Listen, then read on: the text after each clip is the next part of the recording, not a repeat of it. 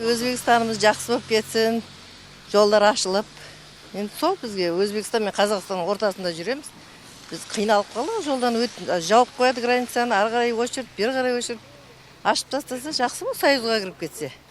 Сол енді біз соны тілейтініміз сол, жаңа патшадан күтетініміз. Қазақстанда бір 5-6 жылдан бері жүрем. Қандай жұмыспен айналысасыз? Бізде стройка саласында ғой. Енді Өзбекстанда өзгерістер болып жатса, сол жаққа қайтып, сол жақта жұмыс істеу ойыңызда бар ма? Иә, бар. Жақсы ғой енді. Жақсы, екі жақта жақсы қазір. Аллаға шүкір, Өзбекстанда жақсы болып жатыр қазір. Жақсы өзгерістер бар көп. Интернет көреміз, ауылға барып келіп тұрамыз.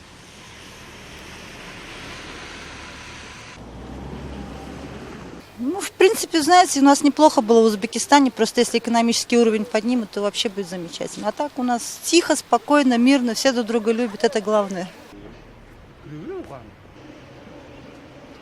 Әйтеуір осы жақта жұмыс істеп, сауда істеп, бала шағаны асырап, әйтеуір жақсы болатық деп ойлаймын. Отбасыңызбен түгел осындасыздар ма?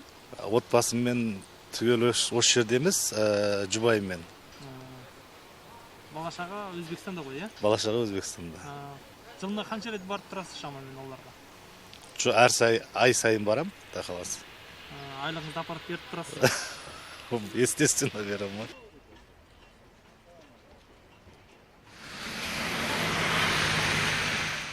Бізде основной жаңалықтар сол көрші Қазақстан, Өзбекстан, Қырғызстан жақтардан жақсы неде болса,